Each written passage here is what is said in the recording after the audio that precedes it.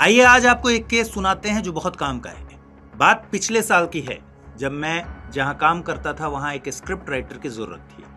कई रिज्यूमे देखे गए, उसके बाद टेस्ट लेने के बाद एक व्यक्ति को नौकरी पर रखा गया। एम्प्लॉय बहुत मेहनती काबिल था, लेकिन उसकी घरेलू आर्थिक परिस्थिति बहुत कमजोर थी। वर्क फ्रॉम ऑफिस था तो वो एम्प्लॉय यहीं ऑफिस से कुछ किलोमीटर दूर किराए पर रहने लगा, ताकि वो पैदल या ई रिक्शा से ऑफिस आ जा सके। उसका कमरा रेंटेड था, लेकिन अनफर्निश्ड था, सस्ते में मिला था। वो जमीन पर गद्दा बिछाकर सोता था। एक दिन वो अचानक इंस्टाग्राम चला रहा था तो उसकी नजर एक ऐड पर पड़ी। उसमें एक सोफा कम बेड मिल रहा था मात्र 999 रुपए में। डील इतनी औसम थी कि उसका मन लालच से भर गया, क्योंकि इतने कम प्राइस में उसे बहुत अच्छा सामान मिल रहा था। और ऐसा फर्नीचर आपको भी पता है नॉर्मली 5,000 रुपए से ऊपर का ही मिलता है। इस एम्प्लॉय को इस टाइप के फर्नीचर की जरूरत भी थी, तो इसने इस फर्नीचर को खरीदने का डिसीजन लिया और इसने ऐड में बताए गए वेबसाइट में जाकर कुछ डिटेल्स भरी। ये कंपनी प्री पेमेंट ले रही थी, कैश ऑन डिलीवरी जैसी कोई सुविधा, कोई ऑप्शन नहीं था उसमें। इसने पेमेंट कर दिया क्योंकि इस व्यक्ति को फर्नीचर की जरूरत इतनी ज्यादा थी कि इसने इस कंपनी पर भरोसा कर लिया। जैसे ही पेमेंट हुई, एक मेल आया कि ये सामान अवेलेबल नहीं है। फिर अब पैसा वापस करने के लिए अकाउंट डिटेल मांगी गई और कंफर्मेशन के लिए एक ओटीपी शेयर करने के लिए कहा गया। जैसे ही इस व्यक्ति ने डिटेल्स और ओटीपी बताया, इसके अकाउंट से सारे पैसे निकल गए। अब इसे समझ आया कि इसके साथ तो साइबर फ्रॉड हो गया है। फिर इस एम्प्लॉय ने मुझे इसके बारे में आकर जानकारी दी। फिर हम तुरंत गए आनंद फानंद में शिकायत दर्ज कराने के लिए नजदीकी साइबर क्राइम पुलिस स्टेशन और अपनी शिकायत दर्ज कराई। इसी तरह पिछले साल मई में दिल्ली का सबसे बड़ा साइबर घोटाला देखा गया। दिल्ली में एक डॉक्टर हैं, इन डॉक्टर को नारकोटिक्स कंट्रोल ब्यूरो के अधिकारियों का कॉल आया और उन्होंने इन डॉक्टर को बताया कि उनके नाम से फेडेक्स कुरियर में बड़ी मात्रा में एमडीएमए और अन्य गोलियां यानी कि ड्रग्स मिली। पुलिस के अनुसार आरोपी ने डॉक्टर को धमकी दी कि उनका पैकेज मुंबई में जब्त कर लिया गया है और महाराष्ट्र पुलिस उन्हें गिरफ्तार कर लेगी। आरोपी ने किसी तरह चाल चल के डॉक्टर से उसकी बैंक डिटेल्स ले ली और 4 करोड़ रुपए उसके खाते से निकाल लिए। इसी तरह डीएमके के सांसद दयानिधि मारन को 99,999 रुपए का चूना लगा। बॉलीवुड अभिनेता आफताब शिवदासानी को भी एक अज्ञात नंबर से भेजे गए लिंक पर अपनी बैंक डिटेल्स शेयर करने के बाद 1.5 लाख रुपए का नुकसान हुआ। 2021 में दिल्ली के मुख्यमंत्री अरविंद केजरीवाल की बेटी से एक रीसेलिंग पोर्टल पर सोफा बेचने की कोशिश के दौरान 34,000 रुपए की धोखाधड़ी हो गई।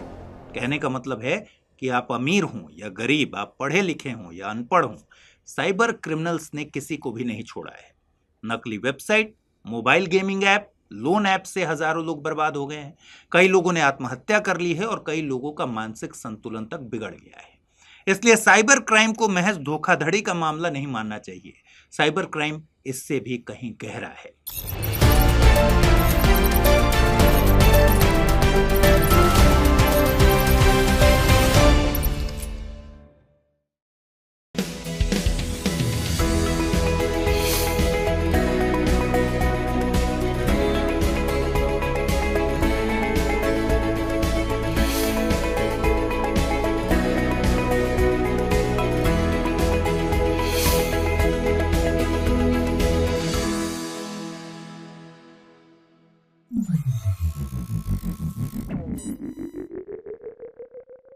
साइबर अपराध को ऐसे किसी भी गैरकानूनी काम के रूप में परिभाषित कर सकते हैं जहां कंप्यूटर या संचार उपकरण या कंप्यूटर नेटवर्क का उपयोग किसी अपराध को करने के लिए किया जाता है। सीधे और आसान भाषा में कहें तो साइबर क्राइम ऐसा क्राइम है जिसमें कंप्यूटर या अन्य डिवाइस और इंटरनेट नेटवर्क शामिल होता है। हो सकता है इसमें किसी क्राइम को अंजाम देने के लिए कंप्यूटर का इस्तेमाल किया गया हो या फिर उस कंप्यूटर को ही निशाना बनाया गया हो। ध्यान दीजिए कि साइबर क्राइम में आर्थिक और गैर आर्थिक क्राइम दोनों आते हैं। यानी किसी क्राइम में आपसे पैसे मांगे जा सकते हैं और किसी क्राइम में आप मानसिक या शारीरिक रूप से परेशान या उत्पीड़ित किए जा सकते हैं। रावण के तो सिर्फ 10 सर थे ना, लेकिन साइबर क्राइम के अनगिनत सर हैं। यानी साइबर क्राइम के बहुत से तरीके, बहुत से टाइप हैं। साइबर क्राइम के टाइप की बात करें तो पहला है साइबर बुलिंग। साइबर बुलिंग का मतलब क्या होता है? साइबर बुलिंग का मतलब है कंप्यूटर, मोबाइल फोन, लैपटॉप आदि जैसे इलेक्ट्रॉनिक या कम्युनिकेशन गैजेट के यूज से, इस्तेमाल से किसी का उत्पीड़न करना या किसी को धमकाना। दूसरा है साइबर स्टॉकिंग। साइबर स्टॉकिंग किसी व्यक्ति द्वारा किसी अन्य व्यक्ति को फॉलो करने के लिए इलेक्ट्रॉनिक या कम्युनिकेशन गैजेट का उपयोग करना है। जैसे आप रियल लाइफ में किसी व्यक्ति को बताए बिना उसका पीछा करते हैं या उस पर नजर रखते हैं या देखते हैं वो कहाँ जा रहा है या जा रही है। वैसे ही साइबर स्टॉकिंग में अपराधी पीड़ित व्यक्ति को अलग अलग सोशल मीडिया साइट या इंटरनेट पर फॉलो करता है, उस पर नजर बनाए रखता है। इसके बाद आता है साइबर ग्रूमिंग। साइबर ग्रूमिंग क्या है? साइबर ग्रूमिंग तब होती है जब कोई व्यक्ति किसी युवा व्यक्ति के साथ ऑनलाइन संबंध बनाता है और उसे सेक्सुअल काम करने के लिए बरगलाता है, उकसाता है या उस पर दबाव डालता है। ये ऐसे साइबर क्राइम है जो नॉर्मली मॉनेटरी वैल्यू के नहीं होते। इसके बाद ऑनलाइन जॉब फ्रॉड जैसे भी क्राइम आते हैं जिसमें उन लोगों को ठगने का एक प्रयास किया जाता है जिन्हें रोजगार की जरूरत है। ऑनलाइन सेक्सटॉर्शन भी एक जघन्य साइबर क्राइम है। ऑनलाइन सेक्सटॉर्शन क्या है? ये तब होता है जब कोई पीड़ित व्यक्ति अपराधी के कहे अनुसार काम नहीं करता या उसकी डिमांड पूरी नहीं करता तो अपराधी इलेक्ट्रॉनिक मीडियम जैसे मोबाइल का उपयोग करके प्राइवेट और संवेदनशील कंटेंट जैसे फोटो या वीडियो को फैलाने की धमकी देता है। इसके बाद फिशिंग, विशिंग और स्मिशिंग जैसे साइबर क्राइम भी आते हैं। फिशिंग एक प्रकार की धोखाधड़ी है जिसमें पीड़ित को लगता है कि उससे जो जानकारी मांगी जा रही है वो किसी वैलिड और सही साइट से मांगी जा रही है, जबकि ऐसा होता नहीं है। इसमें अपराधी ऐसा ईमेल भेजता है जो देखने में लगता है किसी वैलिड सोर्स की तरफ से ही आया है। ऐसे फर्जी ईमेल के माध्यम से अपराधी ID, password, pin, credit debit card number, CVV number इत्यादि जैसी व्यक्तिगत जानकारी चुरा लेता है। वहीं विशिंग एक ऐसा प्रयास है जहां धोखेबाज एक फोन कॉल के माध्यम से ID, password, pin, credit debit card number, CVV number इत्यादि जैसी व्यक्तिगत जानकारी मांगने का प्रयास करता है। इसी के साथ स्मिशिंग, ये क्या वर्ड है? स्मिशिंग एक प्रकार की धोखाधड़ी है जो पीड़ितों को फर्जी फोन नंबर पर वापस कॉल बैक करने, फर्जी वेबसाइट्स पर जाने या फोन या वेब के माध्यम से दुर्भावनापूर्ण सामग्री डाउनलोड करने के मोबाइल फोन के टेक्स्ट मैसेज का उपयोग करती है। इन सब के अलावा एक और साइबर क्राइम होता है, नाम है सेक्सटिंग। यह आमतौर पर सेलफोन के द्वारा स्पष्ट सेक्सुअल इमेजेस, वीडियो, टेक्स्ट या ईमेल भेजने का काम। अब हम लोग आगे बढ़ते हैं सिम स्वैप फ्रॉड की तरफ। सिम स्वैप फ्रॉड तब होता है जब अपराधी किसी मोबाइल सर्विस प्रोवाइडर के माध्यम से फर्जीवाड़ा करके एक रजिस्टर्ड मोबाइल नंबर पर नया सिम कार्ड निकलवा लेते हैं। इस नए सिम कार्ड की मदद से उन्हें पीड़ित के बैंक ट्रांजैक्शंस के लिए OTP पासवर्ड मिल जाते हैं। जैसे आपके नंबर की सिम किसी अपराधी ने निकलवा ली, अब आपके बैंक अकाउंट से यह मनमर्जी का ट्रांजैक्शन करेगा और OTP की समस्या भी नहीं आएगी क्योंकि इसने आपके नंबर की सिम निकलवा ली और OTP अब इसी सिम में आएंगे। इसकी मदद से यह अपराधी आपके अकाउंट को खाली कर देगा। इस तरह किसी रजिस्टर्ड मोबाइल नंबर पर फर्जी तरीके से नया सिम कार्ड निकलवाना सिम स्वैप फ्रॉड के रूप में जाना जाता है। ऐसे ही साइबर स्क्वैटिंग के तहत किसी वेल नोन या फेमस डोमेन नेम से मिलता जुलता एक फर्जी डोमेन नेम रजिस्ट्रेशन करवाया जाता है और फायदा उठाया जाता है। अब फार्मिंग या क्रिप्टो जैकिंग की भी बात कर लेते हैं। फार्मिंग एक ऐसा साइबर हमला है जिसका लक्ष्य एक वेबसाइट की ट्रैफिक को दूसरी फर्जी वेबसाइट पर रीडायरेक्ट करना है। वहीं क्रिप्टो जैकिंग क्या है? क्रिप्टो करेंसी को माइन करने के लिए कंप्यूटिंग संसाधनों का अनधिकृत उपयोग होता है इसमें। देखिए, साइबर क्राइम के और भी बहुत सारे प्रकार हैं जिसके बारे में हम किसी और वीडियो में आपको बताएंगे।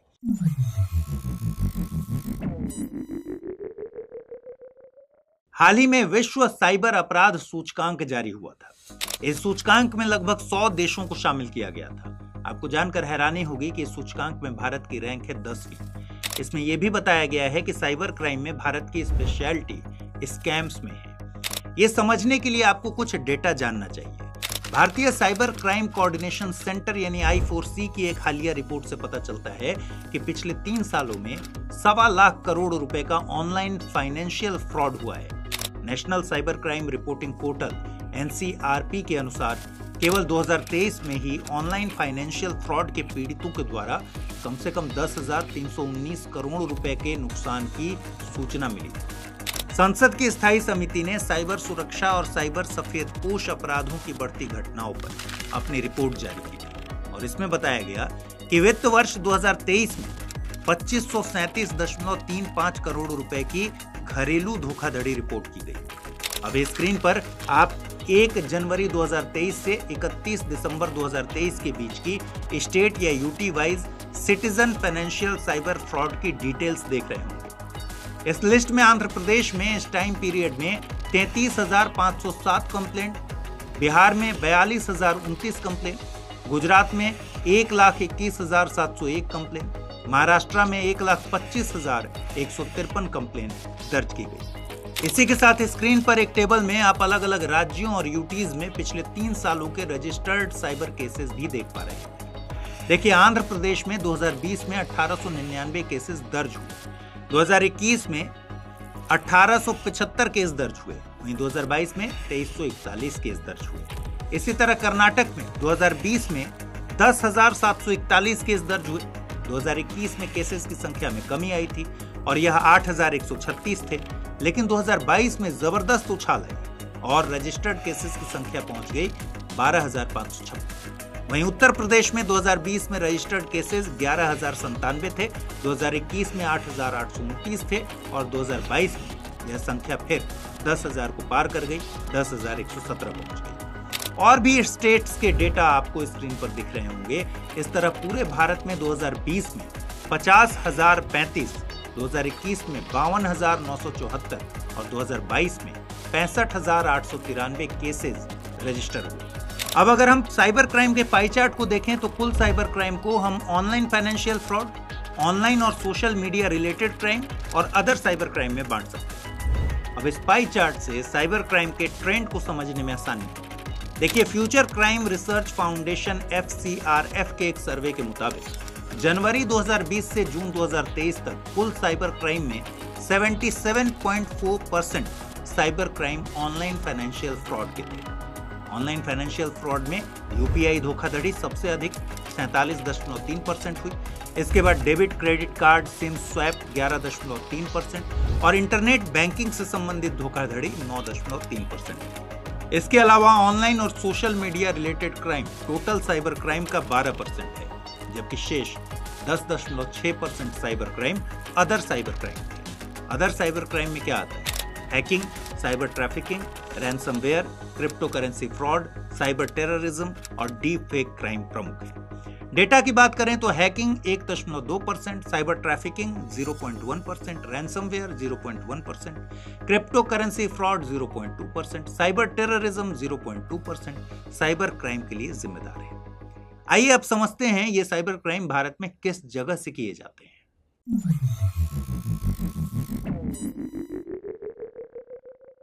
जामताड़ा से 17 किलोमीटर दूर कर्माटांड नाम से एक जगह है। यह जगह फेमस है ईश्वर चंद विद्यासागर की कर्मस्थली होने के कारण, लेकिन आजकल यह दूसरी वजह से भी जानी जाती है। एक समय ऐसा था जब यहाँ बहुत गरीबी थी, लोगों के पास साइकिल होना बहुत बड़ी बात हुआ करती थी, लेकिन आज यहाँ के बेहद कम पढ़े लिखे यंगस्टर्स, इनके पास फॉर्च्यूनर जैसी महंगी गाड़ियां हैं और बड़े बड़े आलिशान घर हैं। तरक्की होना बहुत अच्छी बात है, लेकिन इनकी तरक्की हुई है दूसरों के जेबों में सेंध लगाकर। यहाँ के युवक मोबाइल के जरिए बॉलीवुड सेलिब्रिटी, नेताओं, ब्यूरोक्रेट्स तक के बैंक खातों में सेंध लगा चुके हैं। पूरा जामताड़ा आज कई साइबर क्रिमिनल की कर्मस्थली बन गया है। यहाँ तक कि जामताड़ा को भारत की फिशिंग राजधानी के रूप में भी जाना जाता है। यहाँ से इतने साइबर क्राइम हुए कि एक समय यहाँ देश के 22 राज्यों की पुलिस को पूछताछ और इन्वेस्टिगेशन करने आना पड़ा था। लेकिन अब जामताड़ा नेटवर्क पुराना हो चुका है। अब साइबर क्राइम के खतरे ने लगभग पूरे देश को अपनी चपेट में ले लिया है। अब देश में नए नए साइबर क्राइम हॉटस्पॉट बन चुके हैं। अब राजस्थान के भरतपुर, अलवर, हरियाणा के मेवात, भिवानी, नूह, पलवल, मनौटा, हसनपुर, झारखंड का देवघर, पश्चिम बंगाल के आसनसोल, दुर्गापुर, आंध्र प्रदेश का चित्तूर, गुजरात के अहमदाबाद और सूरत, उत्तर प्रदेश के आजमगढ़, मथुरा और नोएडा, असम के बारपेटा और धुबरी, बिहार के बांका, नालंदा, गया और दिल्ली के ओखला, शकरपुर, उत्तम नगर, ये पूरी दुनिया में साइबर अपराधियों के अड्डों के नाम से कुख्यात हो चुके हैं। इस नए साइबर क्राइम हॉटस्पॉट को नया जामताड़ा नेटवर्क बोला जाता है। टॉप 10 की बात करें तो पूर्वी राजस्थान का भरतपुर शहर, जो कि उत्तर प्रदेश और हरियाणा दोनों की सीमाओं के करीब है, भारत में होने वाले सभी साइबर अपराधों का लगभग 18% क्राइम भरतपुर से होता है। इसके बाद नंबर आता है मथुरा का। साइबर अपराध के कुल मामलों में से 12% मामले इसी क्षेत्र से आते हैं। इसके बाद आता है हरियाणा का नूह। देश में होने वाली सभी साइबर अपराध की घटनाओं में से लगभग 11% यहीं से होते हैं। इसके बाद झारखंड का देवघर। देश में होने वाले सभी साइबर अपराधों में से 10% का संबंध देवघर से है। इसके बाद जामताड़ा आता है। यहाँ देश में होने वाले सभी साइबर अपराधों का लगभग 9.6% क्राइम होता है। फिर गुरुग्राम है, जो कि भारत में होने वाले सभी साइबर अपराध के 8.1% का स्रोत है। राजस्थान का एक और शहर है अलवर, जहां साइबर अपराध के मामलों में लगातार वृद्धि देखी गई है। आंकड़े बताते हैं कि देश में होने वाले कुल साइबर अपराधों में से 5.1% का अलवर से कोई ना कोई संबंध निकला है। इसके अलावा बोकारो स्टील सिटी 2.4%, झारखंड का कर्माटांड 2.4%, गिरिडीह 2.3%, ये सब अपराधों के सोर्स हैं। अब सवाल है कि साइबर अपराधी बन कौन रहा है?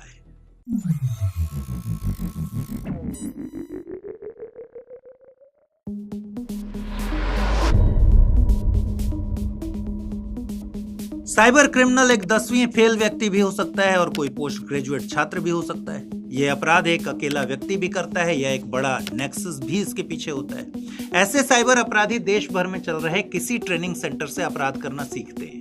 आपको जानकर हैरानी होगी कि ऐसे टाइप के ट्रेनिंग सेंटर में साइबर क्राइम सीखने के लिए बाकायदा IIT, नीट, UPSC जैसे कोर्स चलाए जाते हैं। ऐसे क्रैश कोर्स की कीमत 10,000 रुपए से 15,000 रुपए तक होती है।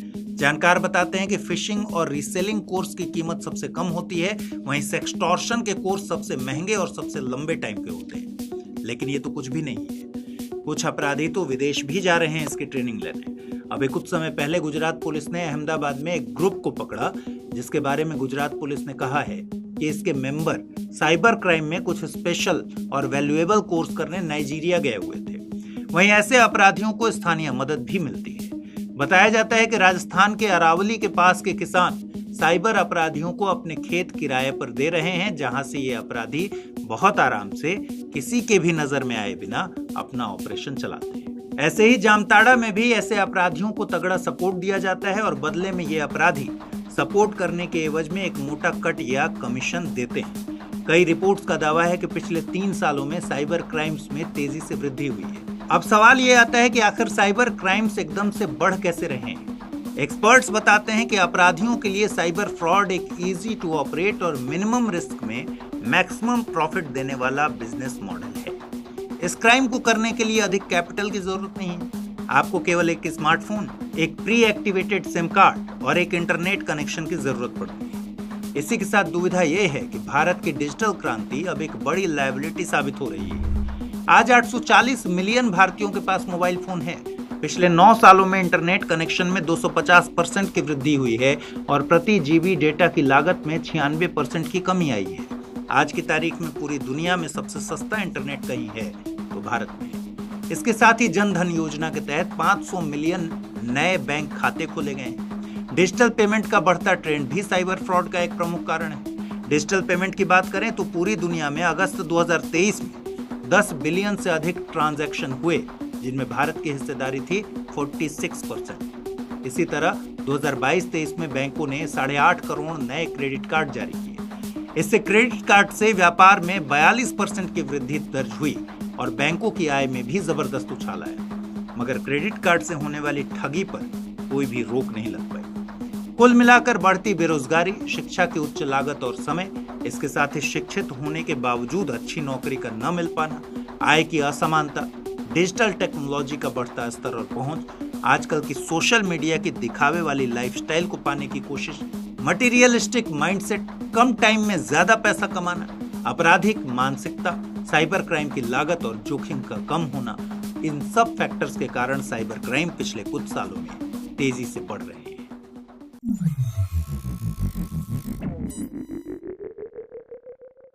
साइबर अपराधी सबसे पहले अपने शिकार की तलाश करता है। उसके लिए ये अपराधी डार्क वेब का सहारा लेते हैं। डार्क वेब डेटा का एक ऐसा खजाना जहां आप कम से कम 5,000 रुपए में 10 लाख व्यक्तियों के व्यक्तिगत डेटा की जानकारी खरीद सकते हैं। ऐसे डेटा में शिकार का नाम, मोबाइल नंबर, पता, बैंक आधार या पैन कार्ड की डिटेल होती है। इसके अलावा अपराधी भ्रष्ट बैंक अधिकारियों से भी साठगांठ कर लेते हैं और अमीर ग्राहकों या रिटायर्ड सरकारी अधिकारियों के बारे में जानकारी जुटा लेते हैं। अपने शिकार की पहचान करने के बाद साइबर अपराधी अगला कदम चलता है। अब अपराधी एक प्री एक्टिवेटेड सिम कार्ड खरीदता है। आपको बता दें, सरकार ने 2012 में प्री एक्टिवेटेड सिम कार्ड की बिक्री पर ही प्रतिबंध लगा दिया है। प्री एक्टिवेटेड सिम कार्ड फर्जी होते हैं और पुलिस भी बैक ट्रैक करके इन सिम कार्ड्स की लोकेशन या अन्य जानकारी ट्रैक नहीं कर पाती। इसके अलावा अपराधी न पकड़े जाने के लिए VPN नेटवर्क का भी इस्तेमाल करते हैं। देखिए, डिजिटल फ्रॉड के तो कई नाम हैं। Digital lending app, sim card swap, फर्जी BPO operation, sextortion business, fake drug parcel, reselling site, courier delivery racket, इन सब जैसे कई तरीके हैं जिससे अपराधी किसी न किसी तरह आपकी निजी जानकारी को आपसे ही उगलवा लेगा और फिर आपका खाता खाली कर देगा। अलग अलग प्रकार की धोखाधड़ी को अलग अलग नाम दिए गए हैं, लेकिन धोखेबाज का काम करने का तरीका एक जैसा ही है। पहला, पीड़ित को पैसे भेजने के लिए राजी करना। कैसे?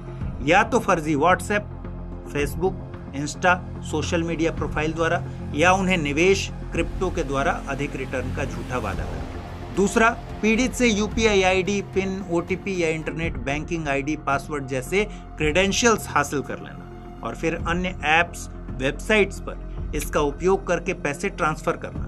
ये कैसे किया जाता है? इसके लिए ग्राहक को या तो एक नकली लिंक दिया जाएगा जो बिल्कुल UPI app, screen banking website जैसा दिखता हो, या पीड़ित को स्क्रीन शेयरिंग ऐप इंस्टॉल करने के लिए उकसाया जाएगा। अपराधी पीड़ितों को फोन पर भी पर्सनल जानकारी देने के लिए मना सकते हैं। तीसरा है आपकी कार्ड डिटेल लेकर और पीड़ित को OTP साझा करने के लिए मना कर। एग्जाम्पल से समझिए।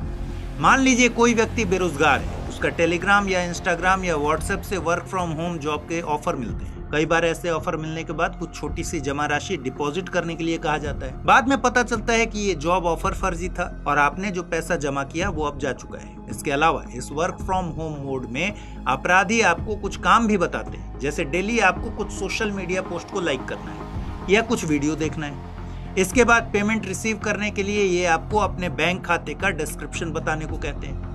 आप बैंक अकाउंट नंबर और IFSC कोड बताते हैं, फिर ये आपको कहते हैं कि एक OTP आएगा वेरिफिकेशन करने के लिए, प्लीज बताइए।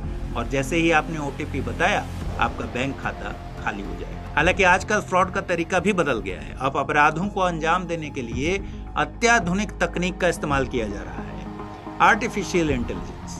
जी हाँ, इसने खेल को बदल दिया है। अब अपराधी आसानी से आपकी आवाज, आपके हाव भाव, आपके फोटोज, आपके वीडियोज तक की क्लोनिंग कर सकते हैं और डिजिटल फ्रॉड कर सकते हैं। कुछ अपराधी बायोमेट्रिक्स में हेरफेर कर रहे हैं और आधार कार्ड को धोखाधड़ी का जरिया बना रहे हैं। यूपी के साइबर क्राइम पुलिस का कहना है कि जैसे जैसे AI जैसी नई तकनीक सामने आ रही है, साइबर अपराधी बिना किसी डर के उनका उपयोग कर रहे हैं और उन्हें पकड़ना बहुत मुश्किल है।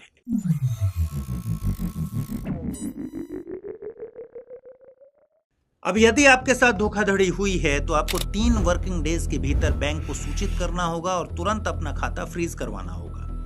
यदि बैंक की लापरवाही के कारण पैसा खो गया है और आपके द्वारा निर्धारित समय में रिपोर्ट की गई है, तो बैंक पूरी राशि वापस करने के लिए उत्तरदायी हैं। बैंकों के पास जांच करने के लिए 90 दिन होते हैं कि चूक कहां हुई, और ये साबित करने की जिम्मेदारी उन पर है कि लापरवाही उपभोक्ता की तरफ से हुई है, उनकी ओर से नहीं। यदि वे इसे साबित कर सकते हैं तो वे पैसे वापस नहीं करते। इसके अलावा जैसे ही आपके साथ धोखाधड़ी होती है, आपको साइबर क्राइम पोर्टल पर या निकटतम साइबर क्राइम पुलिस सेल में शिकायत दर्ज करानी चाहिए।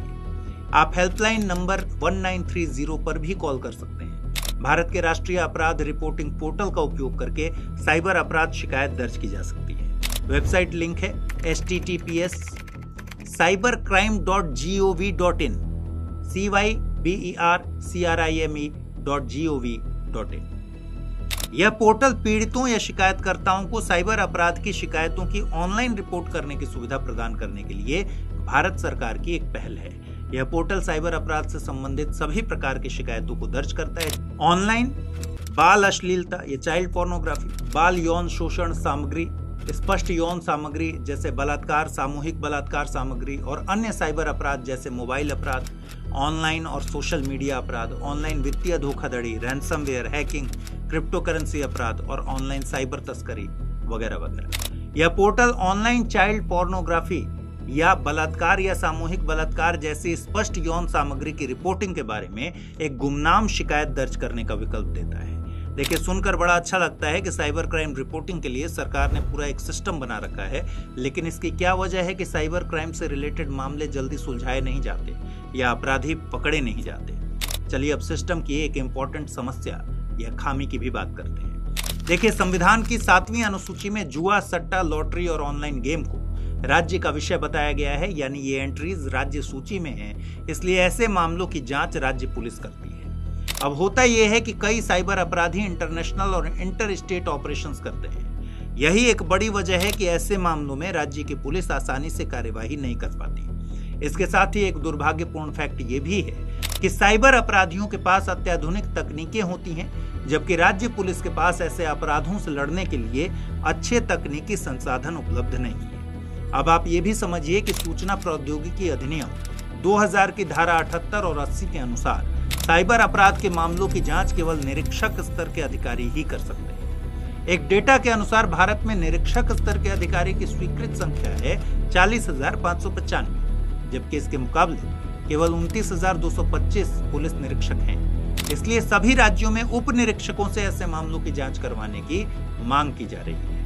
इसके अलावा एक समस्या ये भी है कि पुलिस आपकी शिकायतें दर्ज कर सकती है, लेकिन एफआईआर तभी दर्ज की जाती है जब एक जैसे मामले की कई शिकायतें आती हैं। इसलिए कई बार मामले के निपटारे में कई साल लग जाते हैं।